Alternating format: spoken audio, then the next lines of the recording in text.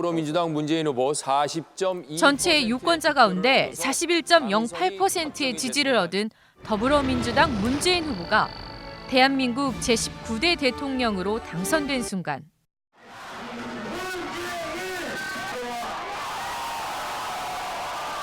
안녕하십니까, 문재인입니다.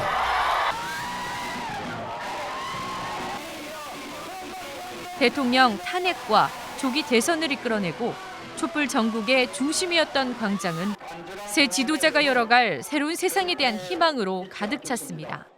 원칙과 상식이 통하는 나라다운 나라를 만들기 위해 함께해 주신 위대한 국민들의 위대한 승리입니다. 그제였죠. 우리는 앞으로 5년 동안 대한민국을 이끌고 갈 새로운 대통령을 선출했습니다. 전라북도 도민 역시 77만 8,747표, 전북 유권자 가운데 64.84%가 문재인 후보에게 표를 몰아주며 강력한 지지를 보냈는데요. 선거 기간 전북을 찾아 다짐했던 수많은 약속에 전라북도 도민들이 응답했다고 해도 과언은 아닐 겁니다. 문재인 정부 출범과 함께 쌓여있던 전북의 현안들이 돌파구를 찾을 수 있을까요?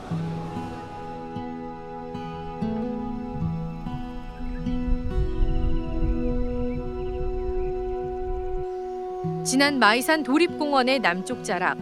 수려한 산세와 깨끗한 환경을 자랑하는 이곳은 박근혜 전 대통령이 약속한 지덕권 산림치유단지가 들어서기로 한 곳입니다. 약속하면 반드시 실천하는 저와 새누리당만이 진정으로 전북 발전을 이끌고 사업은 예비 타당성 심사까지 마쳤지만 정부가 갑자기 예산 1,000억 원 가운데 절반을 자치단체에서 부담하라고 해 사실상 중단됐습니다.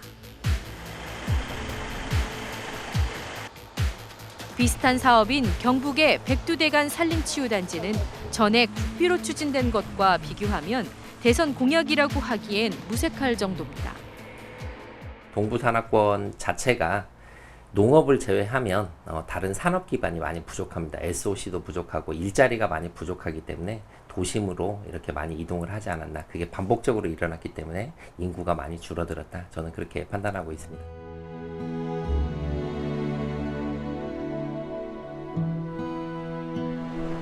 남사르 습지를 비롯해 생태 문화관광 자원이 풍부한 부안과 고창.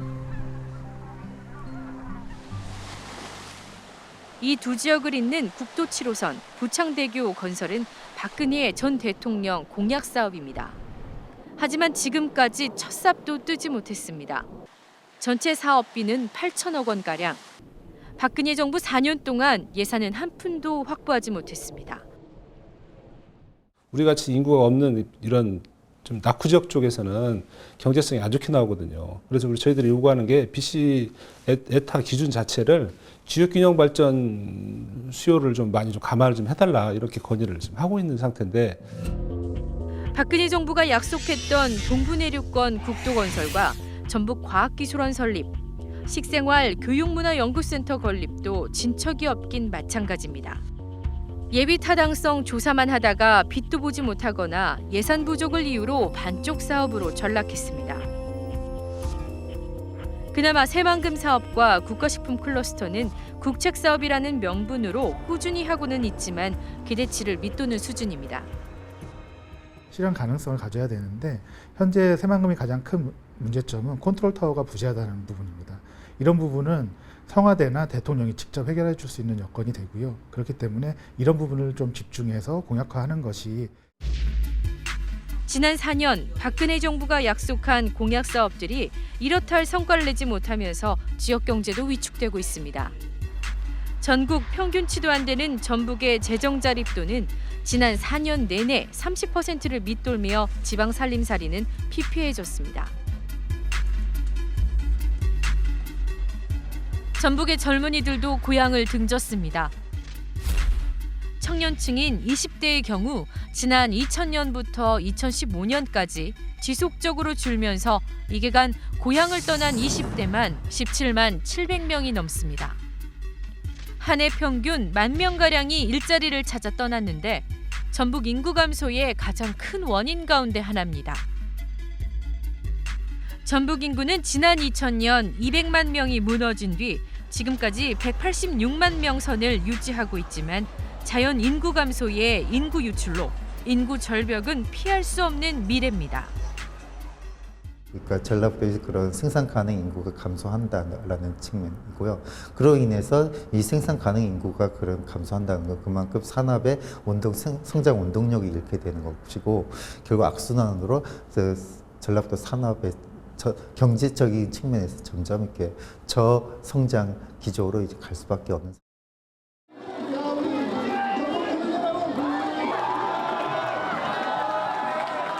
이것으로 평가받겠습니다, 여러분. 그러나 우리는 한 팀입니다. 이제 전북은 전북이다. 이런 말씀들이 왜 나오는지 그 심정도 잘 알고 있습니다. 깊이 공감합니다. 호남에서도 또 소외가 되는 이중의 상실감과 아픔. 제가 전북의 친구가 되어서 풀어가겠습니다.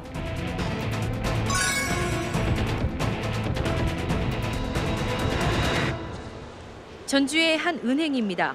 이 은행은 손상된 화폐를 바꾸거나 신권이나 부족한 현금을 가져오기 위해 100km가량을 떨어진 광주를 오갑니다. 지난 2012년 한국은행 전북본부의 화폐 수급 기능이 광주본부로 통합되면서 빚어진 일입니다. 이 때문에 전북 지역 금융기관들은 현금을 가지고 먼 거리를 오가며 발생할 수 있는 위험 부담에 비용까지 떠안고 있습니다. 장거리 화폐 수송에 따른 막대한 비용이 발생하고 있을 뿐만 아니라 또 사고 위험 등에 노출되어 있고 또 고객 측면에서도 화폐 매입과 현금 서비스 등에서도 막대한 불편을 초래하고 있습니다. 현재 전북, 광주, 전남, 이른바 호남권으로 묶여있는 광역 공공특별행정기관은 모두 49개. 이 가운데 8%, 4개 기관만 전북에 배치돼 전북의 광주, 전남 종속화가 도를 넘고 있습니다. 공공기관 대부분이 광주, 전남 지역에 쏠려 있다 보니 불편은 고스란히 도민의 몫입니다. 광주 보건병원을 한번 방문할 때는 상당한 하루가 그대로 걸립니다. 또한 광주 보건병원에서는 그래도 모든 진료비가 무임입니다. 허나 여기 위탁병원 여기에는 비급여가 상당히 많아가지고 본인이 지불해야 하는 돈이 상당히 많습니다. 지역 불균형 문제가 더욱 심각해진 건 이명박 정부로 거슬러 올라갑니다. 이명박 정부 출범 당시 전북을 광주, 전남과 함께 호남권으로 묶는 대신 영남은 대구와 경북을 묶은 대경권과 부산, 울산, 경남을 묶은 동남권으로 나눠 더 많은 정부 지원을 받을 수 있도록 근거를 마련했습니다. 이제 이명박 정부 때 이제 그 권역이 조금 그렇게 광역구로 묶인 적이 있었고 그때 이제 그 5+2 해가지고 이제 강원하고 그 제주도가 이제 독자군이 묶였고 사실 그때도 이제 저희도 독자군이 해달라고 그때 이제 그 건의를 했었지만 이제 받아들이지 않았던 것이고요. 박근혜 정부가 들어선 뒤에도 전북, 광주, 전남은 광역 경제권에 묶여 국가 예산 배분 등에서 사실상 차별을 받아왔습니다. 올해 호남이 확보한 국비는 14조 1천억 원, 영남은 2배인 27조 9천억 원에 이릅니다. 더욱이 광주, 전남과 묶여있는 전북은 인구가 적다 보니 호남의 변방으로 치부돼 또 다른 차별을 받고 있다는 목소리가 여전합니다. 호남의 문제를 광주, 전남으로 보는 외부 정책 결정자들의 시각이 문제다고 이렇게 볼 수 있고요. 다음으로는 이제 이런 문제가 발생했을 때 중앙에 목소리를 낼 수 있는 영향력이랄까 또는 그 힘의 열쇠 이런 것 때문에 그렇고. 호남으로 묶인 지금의 광역 경제 권역으로는 전북만의 경제 발전 청사진을 그릴 수도 없을 뿐더러 지역 불균형만 더욱 깊어질 수밖에 없습니다. 전북의 어떤 차별화, 전북의 어떤 이미지화 이런 걸 시켜나가는 것이 필요하고 다음으로는 이제 이 중앙에서도 또는 뭐 이 공공기관에서 정말 그 목소리를 낼 수 있는 정치인과 지역 인물을 배출하는 그런 문제들이 좀 논의가 돼야 될 것 같고. 청와대의 새만금 사업 전담 부서를 만들겠습니다. 새만금 사업 문제는 속도입니다. 대통령이 직접 챙기면 달라진다는 것을 보여드리겠습니다. 청와대에 전담 부서를 만들어서 국책 사업답게 추진할 것입니다.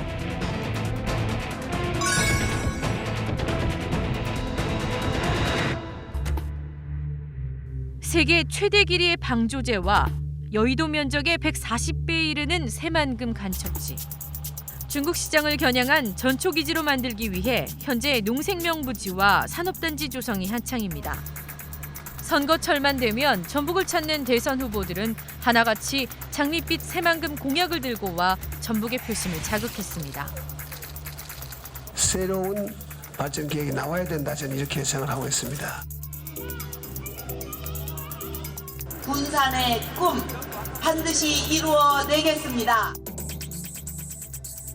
애초 계획대로라면 지난해 말까지 사업 공정률은 45%를 달성해야 했지만 현재 27.4%에 그치고 있습니다. 정부의 무관심 탓이 큽니다. 지난 9년 동안 새만금에 투입한 국가 예산은 3조 7천억 원, 계획 대비 35% 수준에 불과합니다. 새만금 사업이 이게 그냥 대통령이 될 때마다 누구나 다 강조를 하는데 별로 이렇게 실효성이 거두질 않아져가지고 별로 그래가지고 속이 많이 상해요. 청와대에 새만금 전담 부서를 설치하고 민간 방식의 개발을 공공기관 주도의 개발로 전환하겠다는 문재인 대통령의 약속. 이번엔 제대로 지켜질까?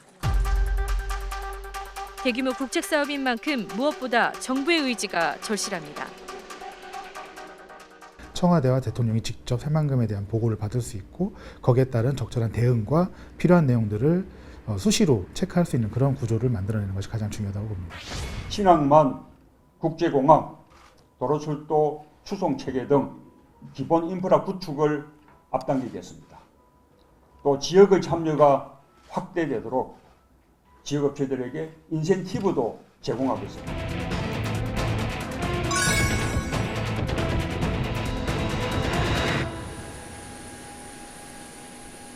전북의 유일한 하늘길 군산공항. 이 공항으로 가는 여객기의 하루 평균 운항 횟수는 모두 2차례. 노선은 제주 단 한 곳인데다 운항 시간마저 모두 오후에 몰려 있어 이용객들의 불편이 큽니다. 많이 불편해요. 하루가 그냥 가니까 비행기 타고 왔다 갔다 시간이 가니까 관광을 충분히 못하는 거죠. 항만과 더불어 필수 기반 시설로 꼽히는 공항. 새만금 조기 개발과 연기금 중심의 금융도시 조성을 위해서는 지금의 군산공항을 대체할 국제공항 신설이 시급합니다. 전북 목찾기의 첫 시험대로 국제공항이 거론되는 이유기도 합니다. 하지만 항공 수요 부족 등으로 몇 년째 표류하고 있습니다. 그리고 이제 하늘길만 뚫리면 명품 새만금이 될 수 있는 여건이 되기 때문에 저희들은 그 부분을 강조를 하고 있고, 항공 수요적인 측면에서는 저희들 자체 수요 조사한 것도 충분히 수요는 나오고 있고. 118년 전 문을 연 군산항. 꾸준히 외형을 넓혀왔지만 물동량은 10년 넘게 답보 상태입니다.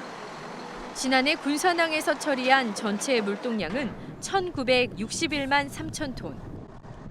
전국 항만의 1.3%가량으로 전국 29개 무역항 가운데 10번째 수준입니다.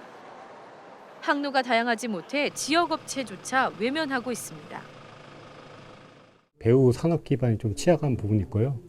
두 번째는 그 준설 문제가 있습니다. 그러니까 세 번째는 그 항로가 좀 부족한 부분이 좀 있습니다. 그래서 물동량이 좀 다른 항만들에 비해서 좀 증가율이 좀 저조한 편입니다. 동서를 잇는 고속도로와 철도망 구축 사업도 터덕거리기는 마찬가지입니다. 새만금에서 포항을 잇는 고속도로는 전체 284km 가운데 절반만 신설될 예정이고, 새만금 철도 노선과 전주에서 경북 김천을 잇는 동서 횡단 철도 노선은 사업 대상에서 아예 빠졌습니다. 역대 정부들이 경제 논리를 내세워 기반 시설을 특정 지역에 몰아줬기 때문입니다. 지역 개발 여건이 좋지 않는 호남축 같은 경우에는 아무래도 지역 개발의 어떤 자원들이 없다 보니까 교통 수요가 줄어들고 교통 수요가 없으면 경제성이 없는 그 결과를 초래합니다. 그렇기 때문에 사업성이 없는 거고요. 기금운용본부를 근거지로 혁신도시를 서울, 부산에 이어 대한민국 세 번째 금융중심지로 발전시키는 것, 이것이 바로 저 문재인이 전국과 함께 하려는 혁신도시 시즌2 사업.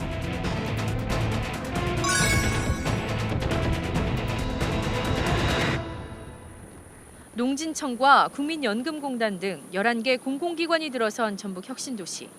오는 8월 한국식품연구원이 옮겨오면 공공기관 이전은 모두 마무리됩니다. 전라북도는 국민연금공단 기금운용본부를 중심으로 농생명을 특화로 한 제3의 금융중심지, 이른바 전북 금융타운 조성을 꿈꾸고 있습니다. 일단은 전라북도가 이제 농생명 쪽에 강점을 가지고 있고 그 연기금 관련해서 금융타운이 조성이 되기 때문에 이제 많은 금융기관들이 들어오게 될 것이고 그런 금융들을 농업과 연계해서 농업의 첨단화나 농업의 대규모화 이런 부분들을 추진하고 있는 겁니다. 새 대통령도 전북 혁신도시를 서울, 부산에 이어 세 번째 금융중심지로 만들겠다고 약속한 만큼 전라북도는 이제부터라도 특화된 금융단지를 만들기 위한 차별화 전략을 세워야 합니다. 저희도 설득 논리가 그렇게 세다고는 생각하지 않고 있지만 일단 전라북도는 농도로서 이제 현장이잖아요. 현장에 그 투자자들이 많이 들어와 있으면 아무래도 좀 더 관심을 갖게 되고. 연계금을 기반으로 한 농생명 특화 금융타운 조성을 위해서는 대규모 회의시설과 호텔, 교통망 등 기반시설도 차근차근 준비해야 합니다. 기금운용본부나 국민연금연구원에서 일하던 컨퍼런스의 케이스를 보면은 서울의 신라호텔이라든가 제주의 하얏트 이 정도 수준인데 저희 지역에서 그 정도의 어떤 호텔을 갖다가 단기간에 짓는다는 건 쉽지는 않겠지만 그래도 그에 상응하는 어떤 비즈니스 호텔급 이상의 숙박 및 컨퍼런스 회의장은 있어야 될 거라고 생각이 듭니다. 장기적으로 전북 혁신도시가 금융중심지로 지정받기 위해선 자산운용사, 증권사 같은 관계기관들이 둥지를 틀 수 있는 환경도 만들어야 합니다. 이런 금융생태계가 활성화되기 위해서 이전뿐만 아니라 이게 자생이 돼야 되거든요. 장기적으로 봤을 때는 이제 그런 인력을 갖다가 키우는 그런 교육이 필요한데 전라북도 출신으로서 여의도에서 활동하건 자본시장에서 활동하던 어떤 유능한 인력들을 갖다가 이 지역에서 활동할 수 있는 기회를 많이 제공하고 군산조수소 정상화를 지원하겠습니다. 현대중공업 군산조수소가 지역 경제에서 차지하는 비중이 아주 큽니다. 존치되어야만 일자리도 유지됩니다. 국가 차원에서도 필요합니다.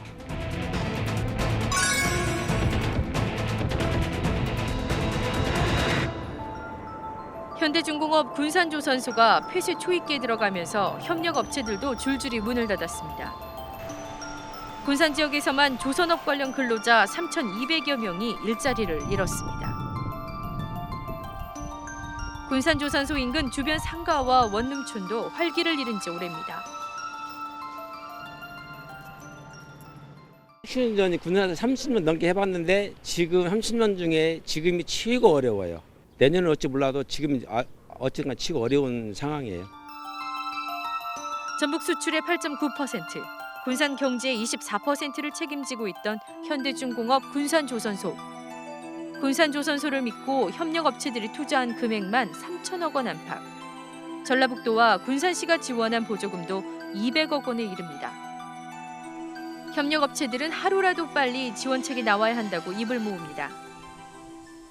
빠른 시간 내에 현대중공업 군산조선소를 정상화시켜야 됩니다.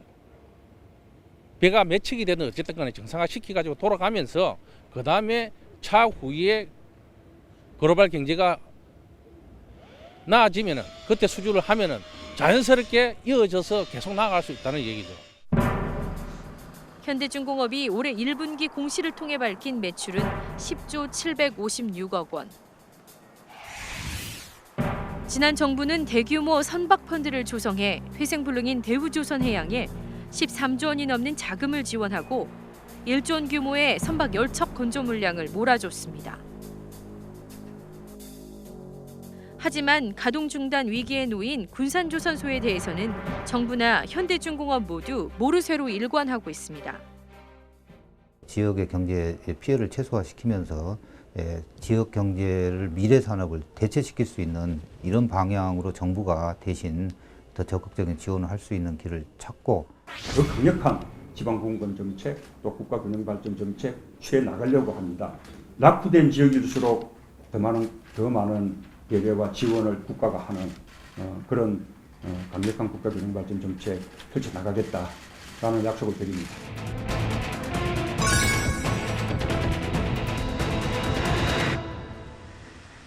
전주시가 덕진보건소를 새로 지으려는 터입니다. 오는 2019년 완공 예정으로 내년 2월쯤 공사가 시작됩니다. 주민 복지를 위한 시설인데다 사업비 149억 원도 모두 전주시가 부담하지만 정부를 설득하느라 애를 먹었습니다. 보건소에서 일할 필수 인력을 확보해야 하는데 정부가 재정 부담을 이유로 쉽게 허락하지 않았기 때문입니다. 너무 우웅대하게 직원들 늘려가지고 지방 재정이 약화되지 않을까 염려한다고 하지만 실제로는 총질을 하고 있는 거죠. 현재 국세와 지방세 비율은 8대2. 이러다 보니 자치단체가 할 수 있는 사업은 극히 제한적일 수밖에 없고 지역 특성에 맞는 조례 제정도 쉽지 않습니다. 제왕적 대통령제와 중앙 집권적 권력 구조를 바꿔야 한다는 목소리가 끊이지 않는 이유입니다.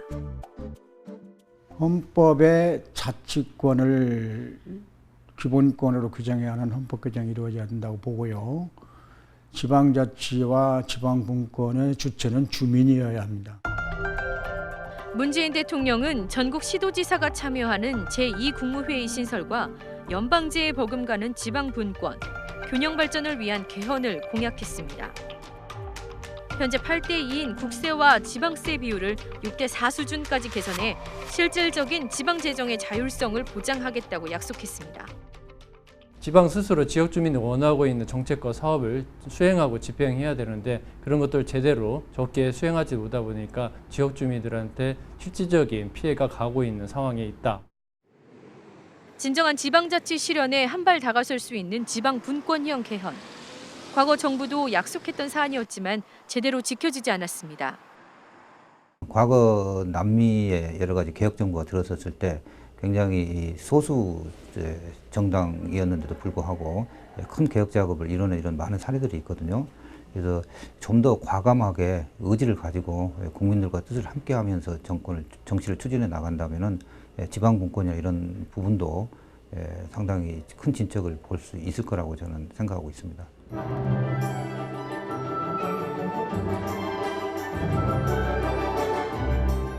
촛불 민심이 이끈 헌정사상 초유의 대통령 파면과 조기 대선.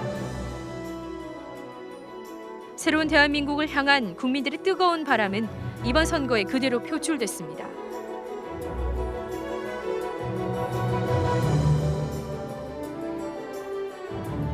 이런 국민의 기대 속에 새로 출범하는 문재인 정부.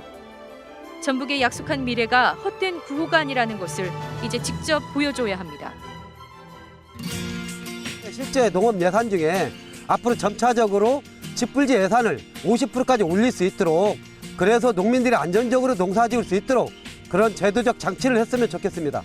지역경제 활성화를 위해서 세심한 정책을 만들어 주셨으면 좋겠어요. 소상공인들이 어깨를 펴고 일할 수 있도록 다양한 금융 지원과 보호 정책을 마련해 주셨으면 좋겠습니다. 그렇게 된다면 전북 경제에도 지금보다 더 나아질 거라고 생각합니다. 전라북도를 떠나려는 사람들 그리고 이제 또 떠난 사람들 돌아올 수 있도록 좀 일자리 부분에 대해서 좀 많은 이쪽에 대해서 신경을 써줬으면 그런 마음이 있고요. 특히 그 중장년층 이제 저도 해당이 되는데 아니면 이제 경력 단절 그 여성들까지 이 사람들이 재기할 수 있도록 그런 여러 가지 어떤 취업 관련된 좀 전문화되고 또 특성화된 그런 취업 교육이나 취업 기회들이 좀 많아졌으면 좋겠습니다.